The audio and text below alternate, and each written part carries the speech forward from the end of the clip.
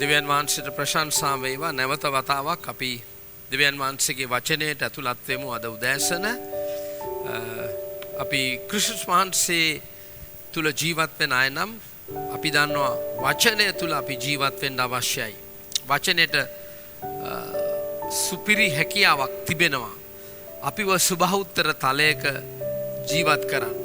ඇයි අපි සුභෞත්තර තලයක ජීවත් වෙන්න ඕනේ? අපි සුභෞත්තර තලයක ජීවත් වෙන්න ඕනේ ස්වභාවය එන්න නරකතට හැරෙනවා. ආර්ථිකය, පරිසරය, පාපය, යුද්ධ කෝලහල, රෝග, වසංගත සියලුම දේ.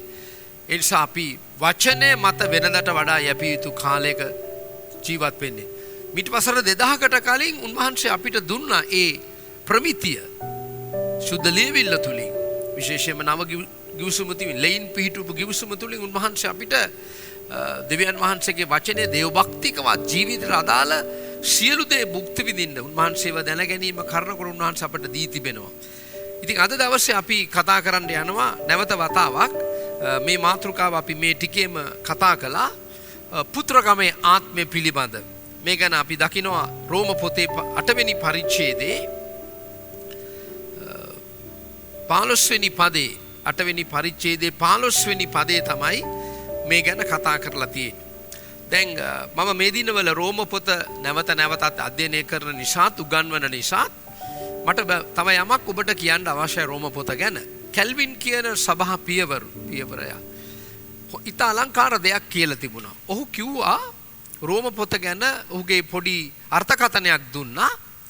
ඔහු කියනවා දෙවියන් වහන්සේගේ වචනේ සම්පත් වලට දොර විවෘත කරන්නේ රෝම පොතයි කියලා. දැන් ඒක හරි වැදගත් ප්‍රකාශනයක්. සුද්ධ ලියවිල්ලේ අන්තර්ගතයට ඇතුළාන්තයට රේමයකට අපේ සෙල්ස් ආත්මික ඉන්ද්‍රියන් සක්‍රිය කරන්නේ රෝම පොත. ඒකට හේතුවක් තියෙනවා. රෝම පොතේ තේමාව ක්‍රිස්තුස් වහන්සේගේ මරණේ රහස. ඒ කියන්නේ උන්වහන්සේ ජීවිතේ පූජා කිරීමෙන් අපිට සිදු වුණු විපර්යාසය ගැන තමයි රෝම පොත අපිට පැහැදිලි කරන්නේ. ඉතින් දෙවියන් වහන්සේගේ වචනේ සම්පත් මම පුද්ගලිකව මගේ ජීවිතේ බයිබල් විදිහලේ ඉගෙන ගන්න කාලේ මීට අවුරුදු 25කට 26කට උඩදී මට ලොකු බලපෑමක් කරා රෝම පොත. මාව හැඩගැස්සුවා දෙවියන් වහන්සේගේ වචනය සුද්ධාත්මයන් වහන්සේගේ ඇස් වලින් දකින්න. ඒක නිතාම නිවැරදි view එක ඒකයි. නිවැරදි view එක දෙවියන් වහන්සේ බලාපොරොත්තු වෙන දෘෂ්ටි කෝණයත් ඒකයි. කතෘවරයා මේ ලිපිය ලිවීමේ හෝ ඕනම බයිබලයේ ලිපියක් ලිවීමේ ඔහුගේ පරමාර්ථය දකින්නේ ආත්මයන් වහන්සේගේ ඇස් වලින් සුද්ධ ලියවිල්ල දෙස බලන අවස්ථාවේදී. ඒ නිසා රෝම පොත මගේ සුද්ධ ලියවිල්ල දෙස බලන මගේ දෘෂ්ටි කෝණයේ නිවැරදිතාවයට මාව ගෙනාවා. ඒක මගේ ජීවිතයට විශාල බලපෑමක් කරා. ඒකෙනුත් රෝම 8 වෙනි පරිච්ඡේදයේ අතිශය වැදගත් පරිච්ඡේදයක්. එහි කතා කරන මේ පදය අතිශය වැදගත් අපේ ජීවිතයට. දැන් මෙතන කියන රෝම 8 වෙනි පරිච්ඡේදයේ 15 වෙනි පදේ මක්නිසාද නුඹලා බය උපදවන දාසකමේ ආත්මය නැවත නොලබා පුත්‍රකමේ ආත්මය ලබාගත්තුය. එයින් අපි අබ්බා පියාණනි කියා හඬගසමුව. මීට සති කීපයකට කලිනුත් මම මේ පුත්‍රකමේ ආත්මය ගැන මගේ මතකයේ හැටියට මම කතා කළා. නමුත් මේ දින කීපෙම වඩා වැඩි කාලයක් යාඥාවට දෙන්න සහ දේව වචනෙට දෙන්න හැකියාව තිබුණු නිසා මම ගොඩක් මේ ගැන මෙනෙහි කරා. දැන් මම අද දවසේ අද උදෑසන ඔබගෙන් යම් ප්‍රශ්නයක් අහන්න කැමතියි. මේවා අපි නිකන් ස්ටෝරිස් විතරක් නෙමෙයි ඇත්තටම.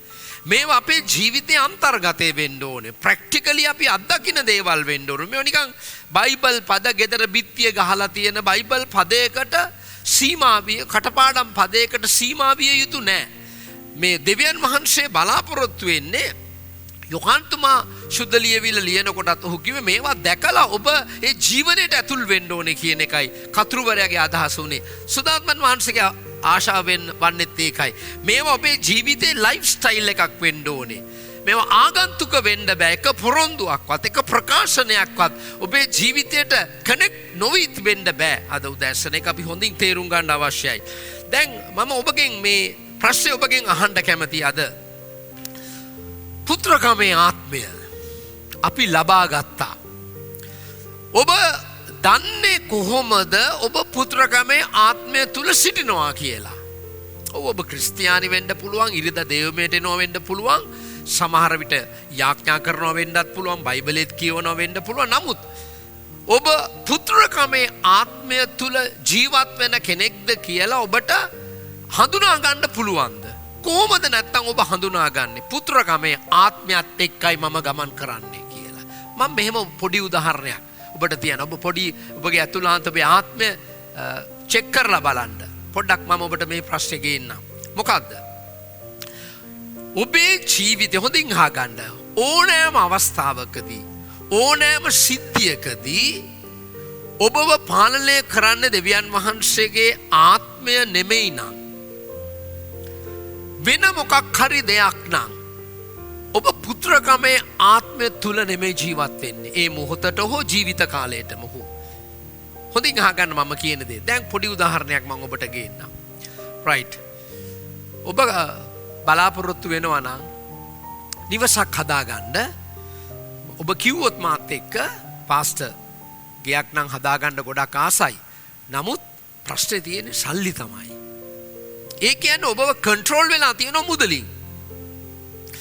තව කෙනෙක් කිව්වොත් පාස්ටර් ඇත්තටම කිසි ප්‍රශ්නයක් නැහැ. මට මේ රෝගය තමයි අපේ මේ පවුලේ ඔක්කොම ආර්ථිකයත් සියලු සතුට සමාදාන නැති කළේ. එහෙනම් ඔබ පුත්‍රකමේ ආත්මය තුල නෙමෙයි සිටින්නේ. එහෙම නැත්නම් ඔබ කියනවා නම් පාස්ටර් මේ ඔක්කොම හොඳයි, මේ රට තමයි හරි නැත්තේ, අපිට මේ රටේ කිසිම දියුණුවක් වෙන්න බෑ මේ ආර්ථිකය තුල, මේ දේශපාලන මට්ටම් තුල කියලා. මම විශ්වාස කරනවා ඔබ පුත්‍රකමේ ආත්මය තුල නෙමෙයි එන්නේ. ඒ කියන්නේ සුද්ධාත්මයන් වහන්සේ නැතුව වෙන ඕනම, දැන් මේක දේශනා කරන්න කලින් මමත් මේක මගේ ජීවිතයේ ආත්මයන් වහන්සේ තුල තියලා බැලුවා. දැන් අපිට අවශ්‍යතාවයන් නැතුව නෙමෙයි, අවශ්‍යතාවයන් තියෙනවා. හැබැයි අපිව අවශ්‍යතාවයන් වලින් පාලනය වෙනවා නම්, අයියෝ පාස්ටර් මේ දේ නිසා තමයි මට කරගන්න බැරි මේ දේ.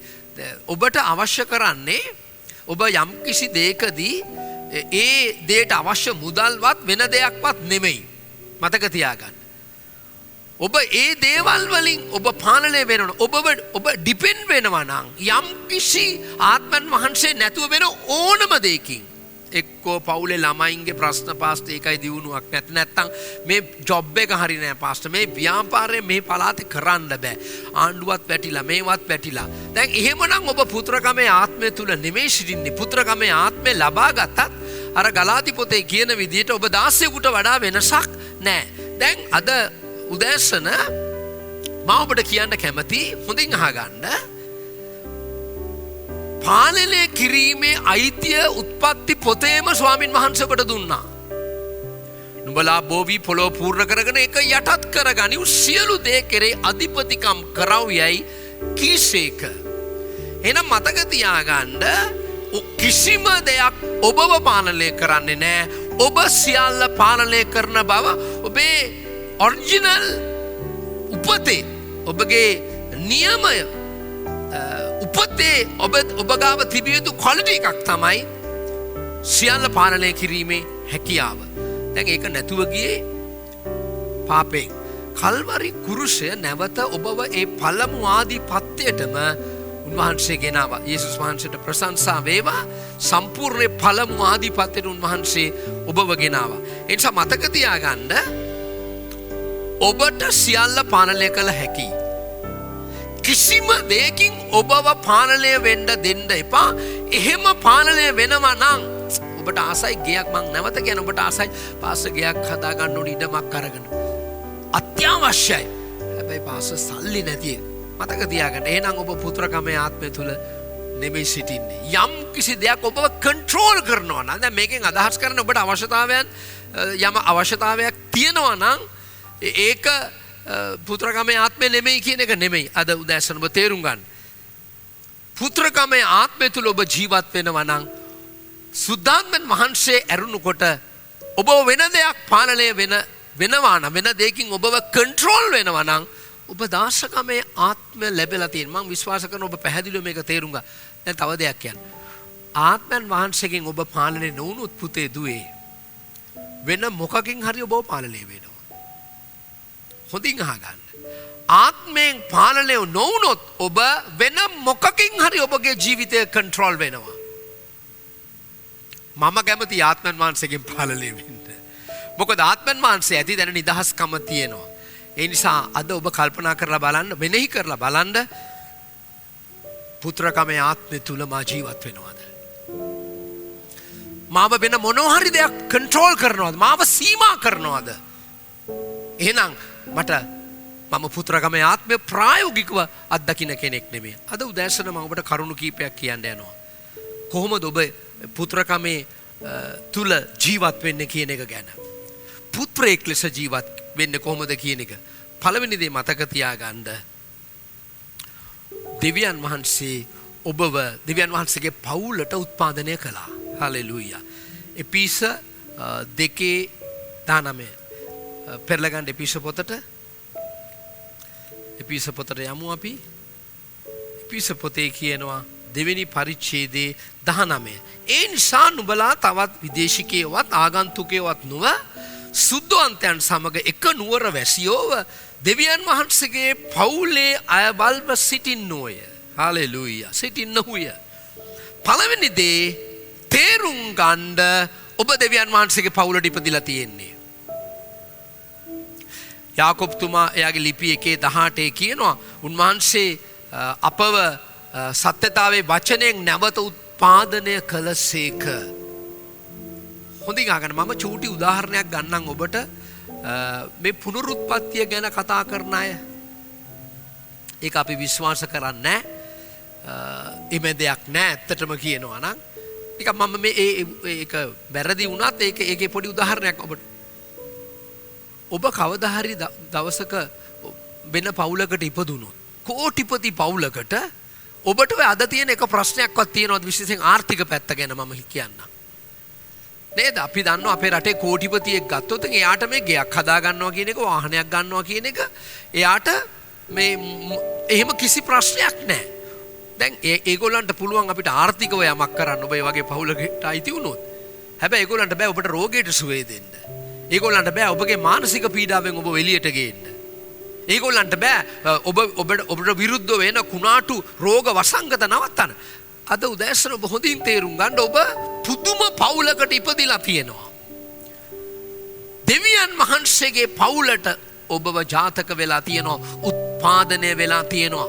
කුණු නොවන බීජයක් වන දෙවියන් වහන්සේගේ වචනුනුත් දෙවියන් වහන්සේගේ ආත්මෙන්.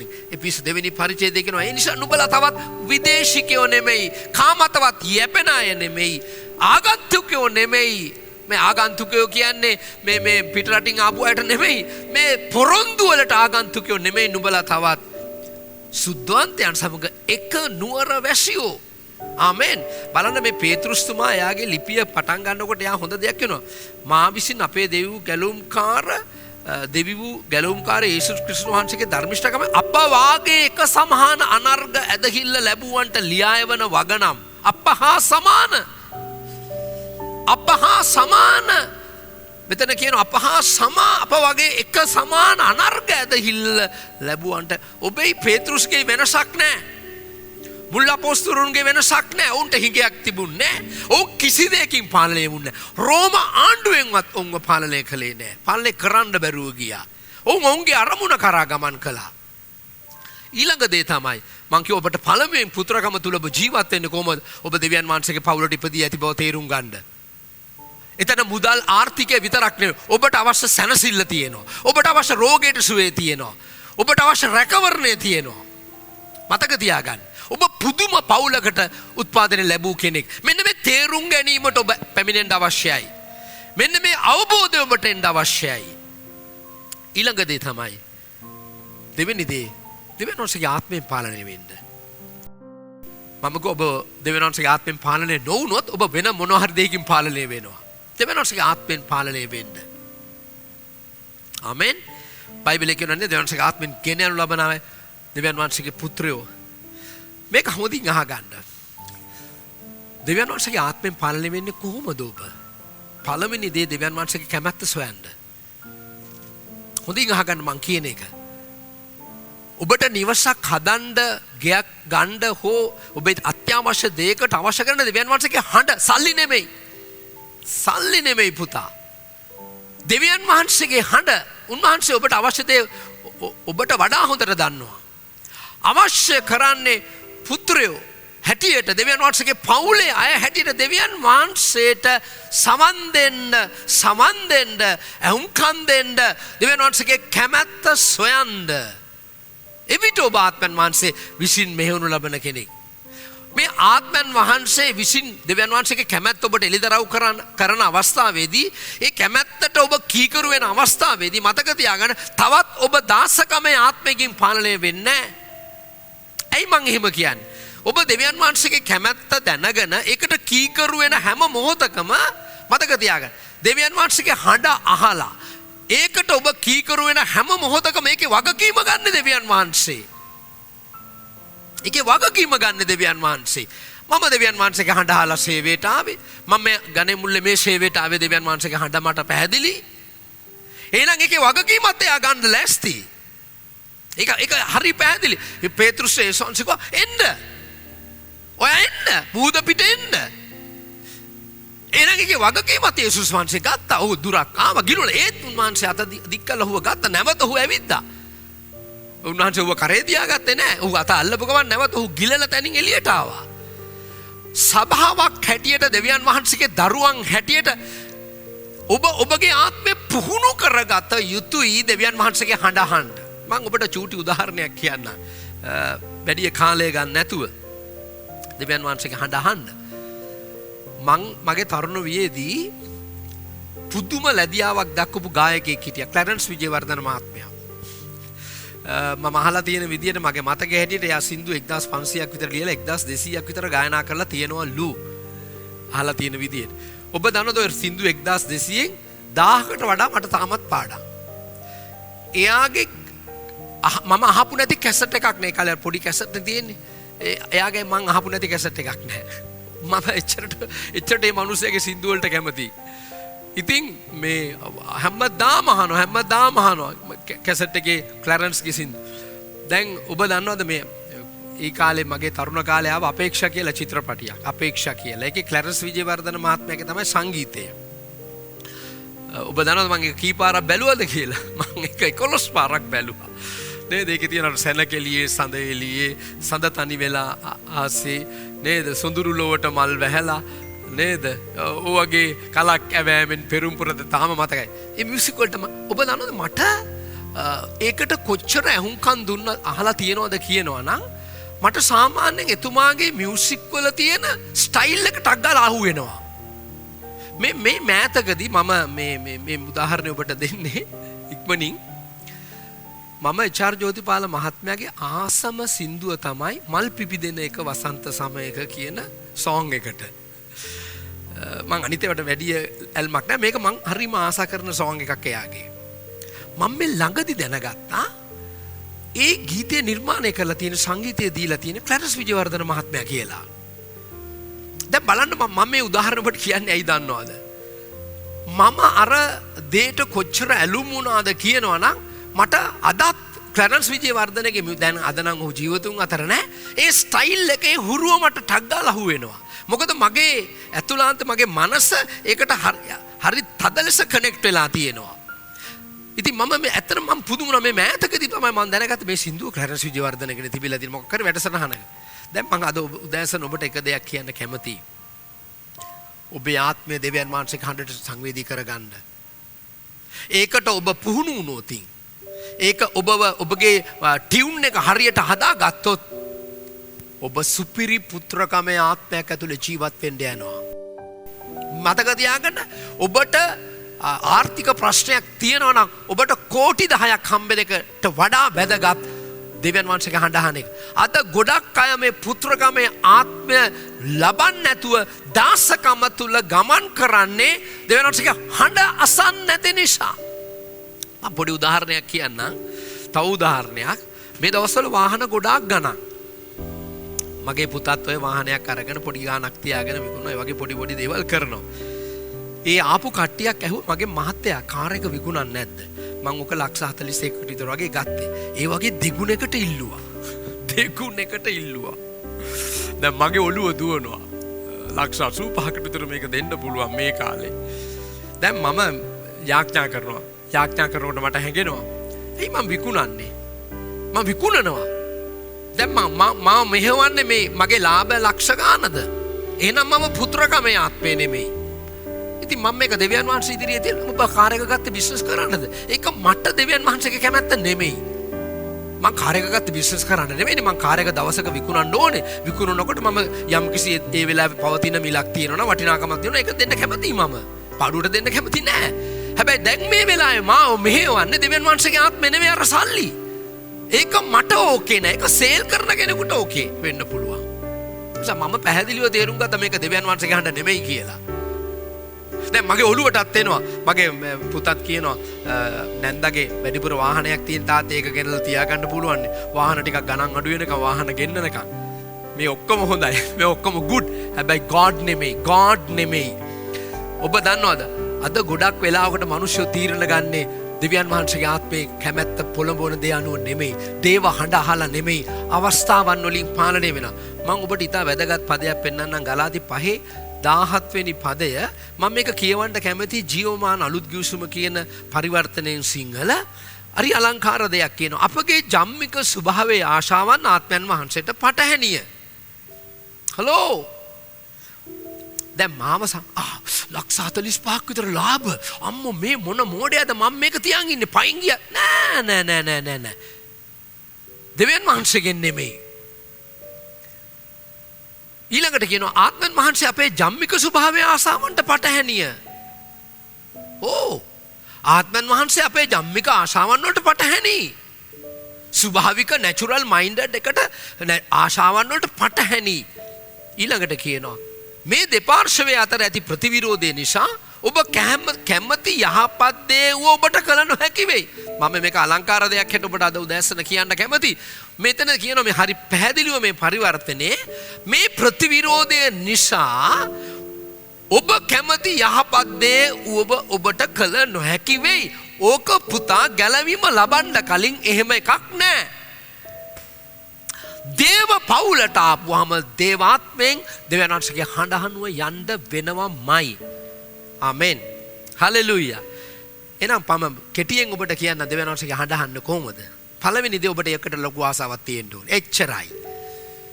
ඔබ වහන්සේ මට කතා කරන්න. එච්චරයි ඔබට පළවෙනි දේ. දෙවියන් වහන්සේගේ හඬ අහන්නේ කොහොමද? දෙවියන් වහන්සේගේ හඬ ඇහුවොත් දෙවියන් වහන්සේගේ ආත්මෙන් ඔබව මෙහෙවනවා. දාසකමේ ආත්මයකට ඔබ ඇතුළත් වෙන්නේ නැහැ. පළවෙනි දේ ඔබට එහෙම උවමනාවක් තියෙන්න ඕනේ. දෙවියන් වහන්සේ මට කතා කරන්න මේක ඔබගෙන්ද?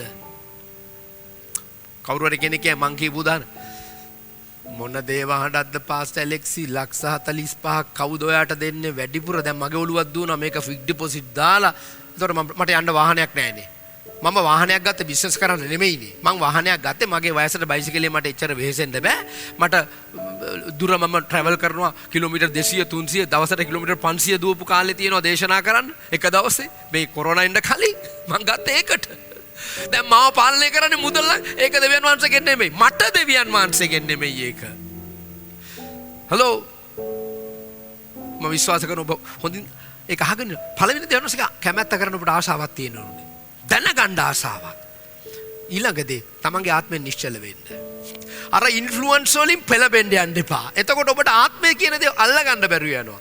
මට පුතත් කිව්වා තාත්තේ ඔක විකුණලා දාමු තාත්තා දැන්. පස්සේ බැරිය කාර් එකක් හිමීට ගන්න. නෑ පුතේ. ඔයා ඕන එකක් විකුණ ගන්න. මේක දෙවියන් වහන්සේගෙන් නෙමෙයි මට. මොකද මාව මෙහෙවන්නේ සල්ලි නෙමෙයි. එහෙමනම් ඉතින් මම ෆුල් ටයිම් වෙන්න ඕනේ නෑනේ. මගේ ජීවිතේ සල්ලි නම්බර එක නම් මගේ සල්ලි නම්බර එක නෙමෙයි. සල්ලි ඕනේ. නමුත් සල්ලි නම්බර එක නෙමෙයි මගේ ජීවිතේ. මේකට පුරුදු වෙන්න ස්වභාව. ඊළඟදී ඔබ දෙවියන් වහන්සේගේ කැමැත්ත හොයන්න ආශාවක් තියෙන්න ඕනේ. ආත්මෙන් නිශ්චල වෙන්න. ආත්මෙන් නිශ්චල වෙන්න. ඊළඟදී දෙවියන් වහන්සේට පුළුවන් ඔබට තේරෙන විදිහට කතා කරන්න මතක තියාගන්න. බය වෙන්න එපා. කොහොමද පස්සේ දෙවියන්සේගේ හඬන්නේ? නෑ බය වෙන්න එපා. ඔබට ආශාවක් තියෙනවා ඔබට තේරෙන විදිහට කතා කරන්න උන්වහන්සේට පුළුවන්. දැන් මම මේක ලොකු මාතෘකාවක් නිසා ඔක්කොම කතා කරන්න යන්නේ නෑ.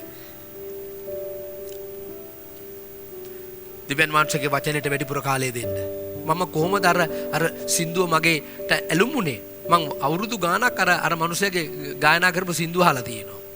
ඒ රිද්මය මට දන්නවා. ඒ රිද්මය දන්නවා. ඒක ඇතුලේ මගේ ඇතුලේ ඇඩ්ජස්ට් වෙලා තියෙන මේ මියුසික් වල. අදත් මම කැමති මේ මියුසික් වලට. හොඳින් අහගන්න.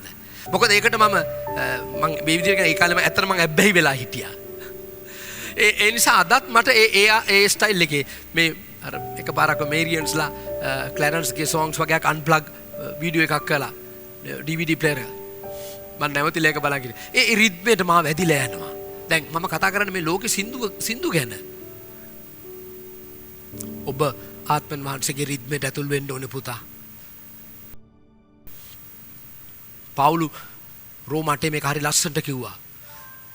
බය උපදවන දාසකමෙන් නැවත ආත්මෙන් නැවත නොලබා පුත්‍රකමේ ආත්මය ලබා ගත්තා. දැන් වෙන්නේ මොකද්ද? අර මානසික විදිහට වැඩ කරන්න ගියාම ඊළඟට ඔබ බය උපදවන ආත්මයට ඇතුළත් වෙනවා. යේසුස් වහන්සේ මුදාගත්තු ආත්මය නෙමෙයි. යම් කිසි දෙයක් ඔබ වහල. හරි පැහැදිලි රෝම 6 කියනවා ඔබ කීකරු වෙන දෙයට ඔබ වහලෙක් වෙනවා. ඔබ දේව කැමැත්තට කීකරු වුණොත් දෙවියන් වහන්සේගේ රෙස්පොන්සිබිලිටි එක උන්වහන්සේ ගන්නවා. ඒක වැදගත් දෙයක්. ඒ නිසා හැකිතාක් දේව වචනය තුල ගමන් කරන්න. ඒකට ඒක ඔබ දකින්න ඔබට දෙවියන් වහන්සේ අඬ පැහැදිලි. ඉතින් මම ලොකු දෙයක් හින්දා ඒ ගැන කතා කරා. අවසාන දේ.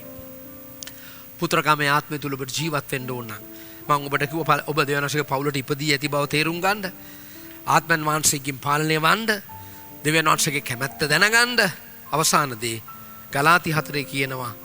මාත් එක පෙරලන ගලාති 4 පැහැදිලි ලෙස කියනවා උරුමකාරයා සියල්ලට ස්වාමියා නමුත් ඔහු බාලයෙක්ව සිටින තුරු දාසයෙකුට වඩා වෙනසක් නැතුව පියා විසින් නියම කළ කාලය දක්වා ප්‍රවේශම් කරන්නන් ගබඩාකාරයන් යටතේ සිටින්නේයි කියමි. ආමෙන්. මතක තියාගන්න. ගොඩාක් අයට පුත්‍රකමේ ජීවිතය නැතුව දාසකමේ ජීවිතයක සිටින්නේ ඔවුන් අවශ්‍ය ප්‍රමාණයට වර්ධනය වෙලා නැහැ. උරුමකාරයා සියල්ලට ස්වාමියා නමුත් ඔහු බාලයෙක්ව සිටින තුරු දාසයෙකුට වඩා වෙනසක් නැහැ. ඒ නිසා අද උදෑසන දෙවියන් වහන්සේගේ වචනේ කියනවා ඔබ බාලයෙක් වුණොත් කවදාකවත් මේ පුත්‍රකමේ උරුමයට ඇතුල් වෙන්නේ නැහැ. බැඩුණු දෙවියන් වහන්සේගේ පුත්‍රයෙක් වෙන්න අද දවසේ ඔබ තේරුම් ගන්න පුත්‍රකමේ ආත්මය අපි ලබා ගත්තා. ලබා ගන්න උත්සාහ කරන්න නෙමෙයි. ලැබෙයි කියලාත් නෙමෙයි. උන්වහන්සේ පුත්‍රකමේ ආත්මය අපිට දීලා ඉවරයි. කොහොමද ඒක අපි තුල ජීවත් වෙන්නේ? ඔබ දෙවියන් වහන්සේගේ පවුලේ අය කෙනෙක් බව තේරුම් ගන්න. දෙවියන් වහන්සේගේ ආත්මෙන් ගමන් කරන්න. දෙවියන් වහන්සේගේ ආත්මෙන් පල්ලෙ වෙන දෙවියන් වහන්සේගේ කැමැත්ත දැනගන්න. අවසානදී බාලයෙක් ලෙස ජීවත් වෙන්න එපා, වර්ධනය වෙන්න. ස්වාමින් වහන්සේ ඔබට ආශිර්වාද කරන්න යනවා. ඊට අවශ්‍ය කාලයක් පුත්‍රකමේ ආත්මයත් එක්ක ගමන් කරන්න.